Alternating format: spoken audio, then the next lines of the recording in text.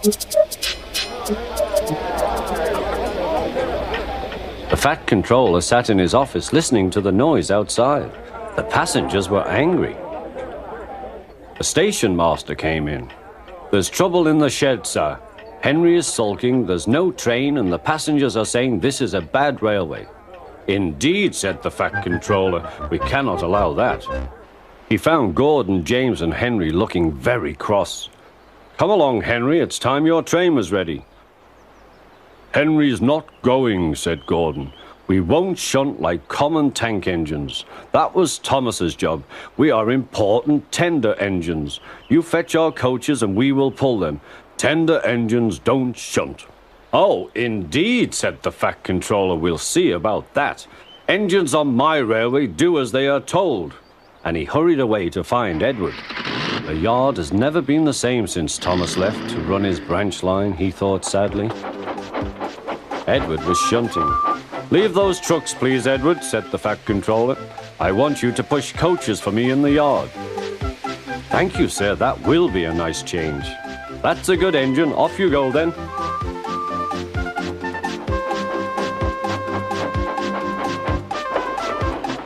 So Edward found coaches for the 3 engines, and that day the trains ran as usual.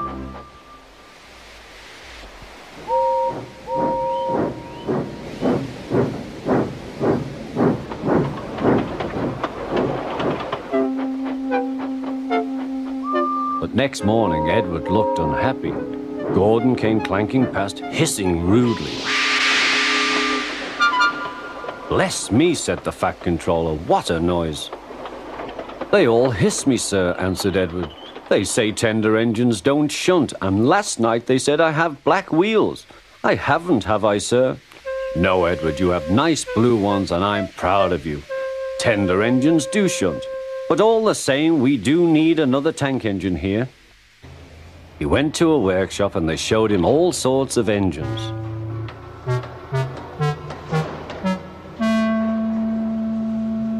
At last he saw a smart little green engine with 4 wheels. "That's the one," he thought. "If I choose you, will you work hard?" "Oh, sir, yes, sir." "That's a good engine. I'll call you Percy." "Yes, sir, thank you, sir," said Percy, and the Fat Controller brought him back to the yard.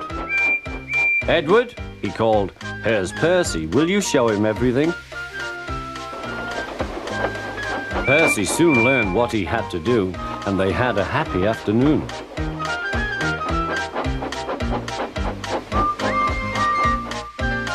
Then Henry came by, hissing as usual. "Shee!" went Percy. Henry jumped and ran back to the shed. "How beautifully you wheeshed him," laughed Edward. "I can't wheesh like that." "Oh," said Percy, "that's nothing. You should hear them in the workshop. You have to wheesh loudly to make yourself heard." Next morning, Thomas arrived. "The Fat Controller sent for me. I expect he wants help," he said to Edward. "Shh, here he comes," replied Edward. "Well done, Thomas. You've been quick. Listen, Henry, Gordon, and James are sulking. They say they won't shunt like common tank engines. So I have shut them up, and I want you both to run the line for a while."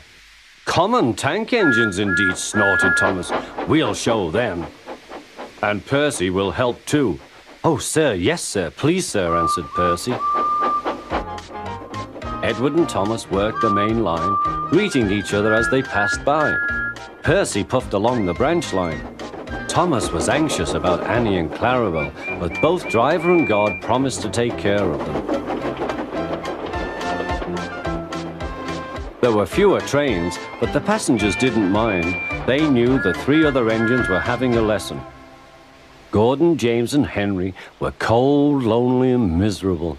They wished now they hadn't been so silly.